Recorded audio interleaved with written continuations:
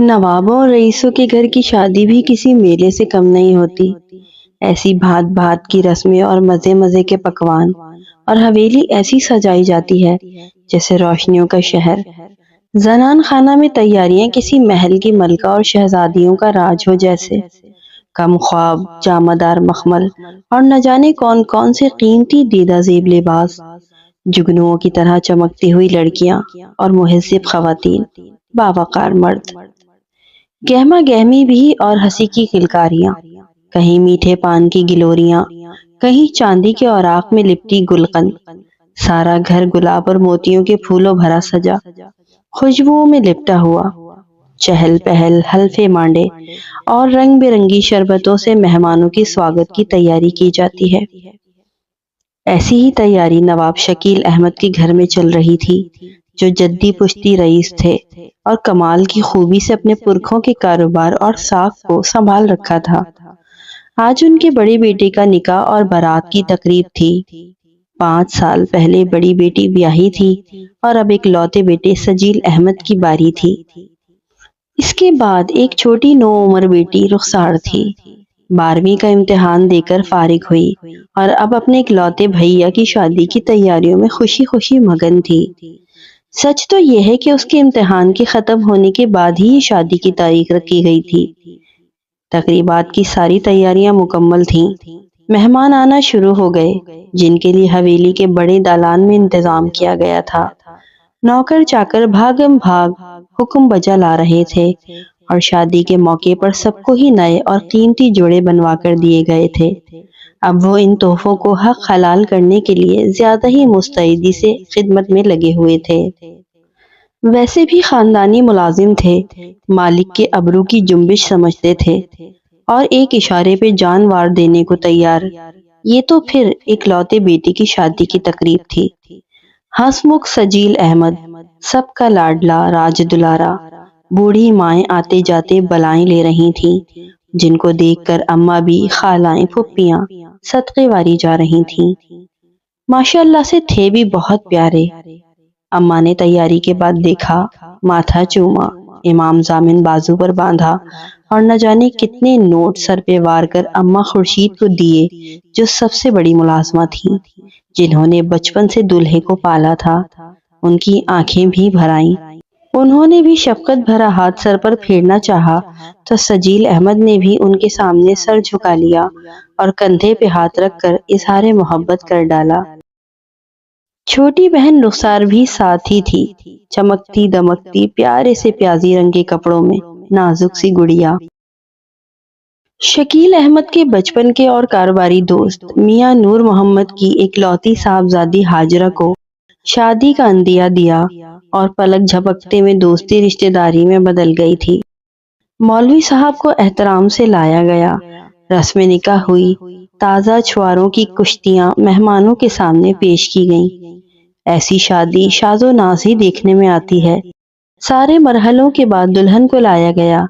کس قدر خوبصورت جوڑا زیب تن کیے، قیمتی زیورات سے لدی پھدی اور بہت نفیس قیمتی کامدار دوپٹے کا گھونگھٹ نکالے دولہا کے ساتھ بٹھایا گیا اور پھر ان کے صدقے اتارے گئے۔ سالی تو کوئی تھی نہیں تو خالہ، پھپھی، ماموں، چچا زاد بہنوں نے دودھ پلائی کی رسم نبھائی۔ دولہے میاں نے بھی فراغ دلی سے جیب خالی کر ڈالی۔ رخصتی کی تیاریاں ہوئیں۔ دلہن کے بوجھ سے زیادہ بھاری تو کپڑے اور زیور تھے، جن کے بوجھ تلے دلہن خراما خراما چلی آ رہی تھی۔ قرآن پاک کے سائے میں بارات دلہن کو رخصت کروا کے خیر خیریت سے گھر پہنچ گئی۔ دولہا دلہن کی نظریں اتاری گئیں، سب نے تحائف پیش کیے، دونوں کا منہ میٹھا کروایا گیا، طرح طرح کی رسمیں ہوئیں۔ پھر دلہن کو حجلہ عروسی میں پہنچا دیا گیا۔ تازہ پھولوں سے سجی سجائی موتی کی خوشبو سے معطر فضا میں دلہن کا لہنگا پھیلا کر جہازی بیڈ پہ بٹھا دیا گیا۔ بستر کی صاف شفاف سلک کی سفید چادر بھی سرخ گلاب کی طرح دلہن اپنی ساری حشر سامانیوں کے ساتھ براجمان ہو گئی۔ بہت پیارا منظر تھا۔ ان ساری رسموں میں رخسار ہر پل بھائی کے ساتھ تھی۔ وہ ہر رسم میں بہت دلچسپی لے رہی تھی۔ اس کا نام رخسار تھا، لیکن اب وہ خوشی سے گلنار لگ رہی تھی، اور اس آخری رسم میں بھی وہ بہت خوش تھی۔ رخسار اور بڑی بہن رابعہ نے دلہن تک پہنچنے کے لیے بھائی کو کمرے کی چوکھٹ پر ہی روک لیا اور لگی مانگنے نیک کے نام پہ موٹی رقم، اور یہاں بھی دولہے میاں سرخرو ہوئے۔ اس کے بعد سب اپنے اپنے کمروں میں آرام کرنے چلے گئے، لیکن رخسار بھابھی کے پاس ہی بیٹھی رہی، ایک ایک زیور گہنا دیکھتی اور سراہتی رہی۔ بھابھی صاحبہ بھی شرما شرما کے دوہری ہوئی جا رہی تھی۔ چاند کی 14ویں رات اور چاند دو ہوں تو کیا ہی بات ہے، ایک ہی آسمان پر اور دوسرا پہلو میں۔ سجیل میاں نے آخر رخسار کو شب بخیر کہا اور وہ مسکرا کر باہر نکل گئی۔ دروازہ بند ہو گیا۔ رخسار کو بہت تجسس تھا کہ شادی کے بعد دلہا دلہن ایک کمرے میں رہتے ہیں۔ آپ ہی کی شادی کے وقت وہ صرف 14 سال کی تھی، بس رخصتی کا وقت یاد تھا۔ اسے بعد کے معاملات کا بالکل علم نہیں ہوا تھا۔ اب چونکہ دلہن گھر آئی تھی، اس لیے اسے عجیب لگ رہا تھا۔ وہ اپنے بچپنے اور معصومیت کی بنا پر جاننا چاہتی تھی کہ پھر کیا ہوتا ہے، جبکہ رخسار کو سختی سے کہہ دیا گیا تھا کہ بھائی کے کمرے میں بالکل مت جانا جب تک وہ خود نہ بلائیں۔ رخسار اس وقت تو کپڑے بدل کر اماں بی کے کمرے میں لیٹ گئی، مگر دل میں خطبت لگی۔ مگر کیا اس کے معصوم ذہن میں کوئی خاکہ نہیں تھا؟ نہ کچھ دیکھا نہ سنا، صاف سلیٹ کی طرح اس کا دل اور دماغ تھا۔ اس کے ذہن میں ایک ہی بات آ رہی تھی کہ شادی کے بعد کیا دلہا اور دلہن ایک ہی کمرے میں اکیلے رہ سکتے ہیں؟ اس سے آگے اس کی سمجھ میں کوئی جواب نہیں آ رہا تھا۔ عجیب و غریب خیالوں میں گمسم سونے کے لیے لیٹی، مگر مرغن غذا کھانے کی وجہ سے اس کو بہت زیادہ پیاس لگ رہی تھی۔ پیاس کی شدت نے اسے اٹھنے پہ مجبور کر ہی دیا تو سوچا جا کر پانی پی آئے۔ پھر جب اماں بی کے ہلکے ہلکے خراٹے سنائی دینے لگے تو وہ چپکے سے اٹھی اور باہر نکل گئی۔ وہ بھائی کے کمرے کے باہر ابھی پہنچی ہی تھی کہ بھابھی کی جھڑنوں جیسی ہنسی سنائی۔ وہ ٹھٹکی اور اس کے قدم وہیں رک گئے۔ بھائی کی آواز دھیمی سی سرگوشی کی طرح آ رہی تھی، پھر بھابھی کی ہنسی، پھر بھابھی نے جواب میں کیا کہا سمجھ نہیں آیا، لیکن بھائی کے زوردار قہقہے نے اندازہ تو کروا دیا کہ کچھ خاص مذاق ہوا ہے۔ وہ کچھ دیر وہیں کھڑی سنتی رہی۔ کچھ عجیب سی آوازیں آنے لگیں، کبھی چوڑیاں اور کبھی بھابھی کی ہنستی کھنکتی ہنسی، بھائی کی آواز اور پھر ہنسی۔ 10-15 منٹ وہ دروازے کے پاس کھڑی رہی، اگرچہ کان نہیں لگائے لیکن پھر بھی کچھ قریب ہی تھی۔ آوازیں بہت دل فریب تھیں اور سننے میں دلچسپ۔ رخسار محب تھی، کچھ سمجھ میں نہیں آ رہا تھا، لیکن جو کچھ وہ سمجھی وہ خوشگوار ہی تھا۔ وہ پھر پانی لینے بڑھی، پانی پیا اور واپس اماں بی کے پاس جا لیٹی۔ کب آنکھ لگی کب صبح ہوئی پتہ ہی نہ چلا۔ صبح ہوئی تو فوراً رات کی باتیں یاد آنے لگی۔ وہ بھابھی سے ملنے بھاگی۔ اماں بی نے بھانپ لیا، زور سے بولی، رخسار خبردار بھائی کے کمرے میں نہیں جانا، چلو جاؤ باورچی خانے میں بہنوں کے ساتھ ناشتے کی تیاری کرو۔ کیوں؟ کل تو آپ نے کہا تھا صبح جلدی اٹھنا، ناشتہ بھابھی کے گھر سے آئے گا۔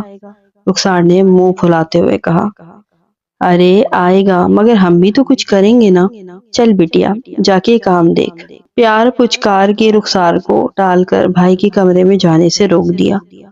سمجھ تو وہ بھی گئی تھی، پھر دلہن اور کزن کے بچوں کے ساتھ مگن ہو گئی، اور پھر تیار ہو کے سب ناشتے کے دسترخوان پہ بیٹھے، تبھی دولہا دلہن کو دیکھا۔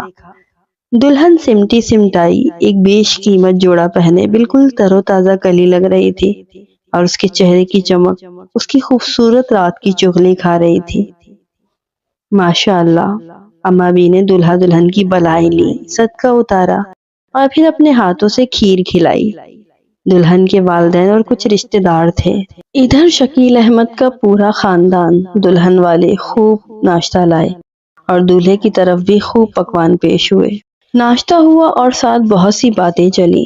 دلہن کے گھر والے اپنے گھر روانہ ہوئے تو دلہا دلہن بھی کمرے میں بند ہو گئے۔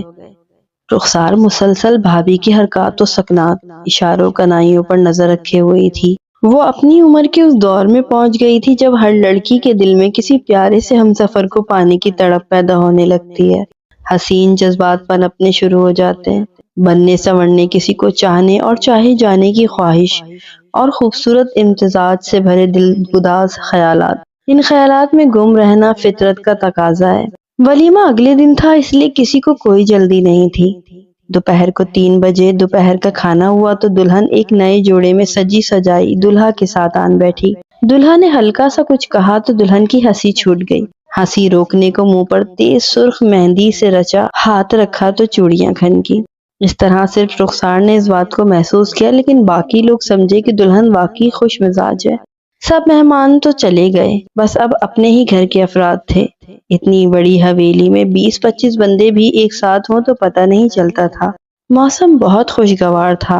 रुखसार रात का खाना खाकर दालान में टहलने के लिए आई थी। उसके ख्यालों में बस भाभी की हंसी, चूड़ियों की खनक और भाई का कानों में सरगोशी करना घूम रहा था। वो अपने ख्यालों में गुम थी कि अचानक अम्मा बी ने आवाज दी, आ जाओ कल टहल लेना। वलीमा कल दोपहर का था, इसलिए सुबह सवेरे ही उठना था। रात को जब सब सो गए तो रुखसार का दिल मचलने लगा कि फिर से वो दिलचस्प और दिलफरेब आवाजें सुने। वो दबे पांव उठी और भाई के कमरे के बाहर जाकर खड़ी हो गई।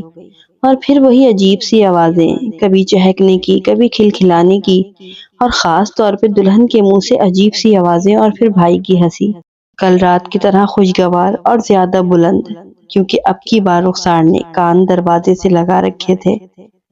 ऐसी आवाजें आने लगी जिन्हें सुन के उसके सारे वजूद में गुदगुदी होने लगी। नामानूस सी आवाजें जो उसने पहले कभी नहीं सुनी थी, और जो उस एहसास को सुनकर उसे हो रहा था वो पहले कभी नहीं हुआ था। वो कुछ देर तक दुनिया और माफिया से बेखबर दरवाजे से कान लगाए जामिद खड़ी रही। एकदम अम्मा बी की आवाज बिजली कड़कने की सी आई। वो सटपटा गई। इससे पहले कि अम्मा उसके सर पे पहुंचती, वो बावर्ची खाने में जा घुसी। अरे, तू यहाँ इस वक्त? अम्मा भी पानी पीने आई थी। रुखसार हकला के बोली जैसे उसकी चोरी पकड़ी गई हो। तू कब से इस वक्त पानी पीने लगी? चल जल्दी चल, सो जा। अम्मा ने जैसे याद दिलाया हो। वो अम्मा बी का हाथ थामे कमरे में चली गई।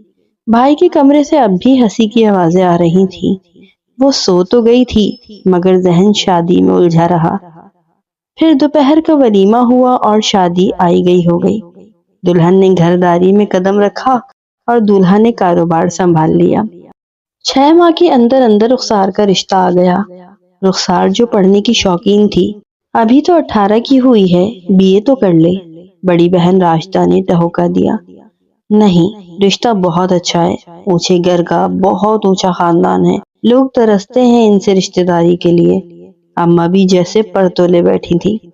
नवाब शकील अहमद से तो लड़के के बाप ने नियाजबंदी से कहा था कि मेरे बेटे को फर्जंदी में ले लीजिए, तो नवाब साहब तो उसी वक्त मान गए।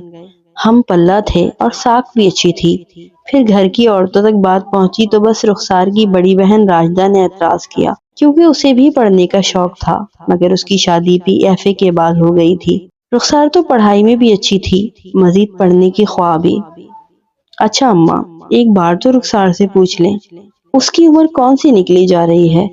राशिदा आखिरी वक्त तक जोर लगाती रही, लेकिन अम्मा के पूछने से पहले ही रुखसार ने कहा, आप ही रहने दीजिए, अम्मा अब्बा कुछ सोचकर ही रिश्ता कर रहे हैं। अम्मा तो चौंक गईं, क्योंकि उन्हें उससे ये उम्मीद नहीं थी। यहाँ भी सारे मामलात हंसी खुशी तय हुए। खूब लेन देन, तोहफे तहाइफ, नौकरों तक के मुंह मोतियों से भर दिए। क्या कमी छोड़ी, एक से बढ़कर एक कीमती जोड़ा, जोड़े के साथ हम रंग जड़ाऊ गहना। शादी की तैयारियां जैसे राजा महाराजाओं में की बारात में देखी जाती हैं। शादी की तैयारियां भी जैसे राजा महाराजा।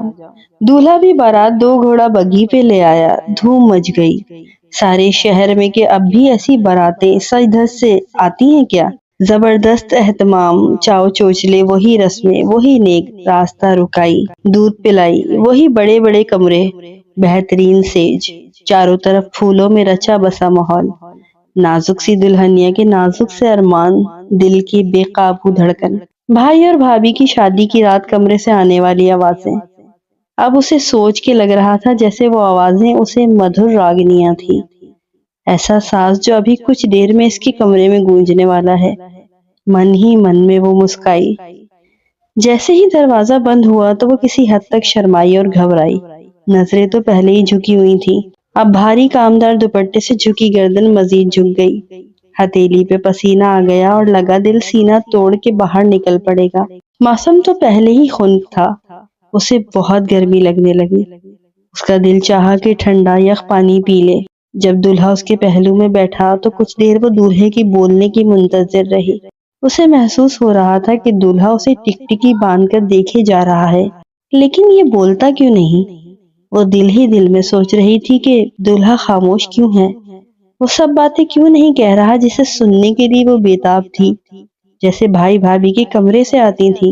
کچھ دیر کی بوجھل خاموشی کے بعد دولہا نے کچھ رسمی جملے بولے۔ پھر جو کچھ بھی ہوا اس نے سوچا نہیں تھا، نہ ہی بھائی بھابھی کے کمرے سے کان لگا کر سنا تھا۔ اس کا بدن ہی نہیں، روح تک مسلی جا چکی تھی۔ وہ تکلیف اور دکھ سے کراہ رہی تھی۔ اس کی آنکھوں کے کنارے گرم آنسوؤں سے گیلے ہو رہے تھے۔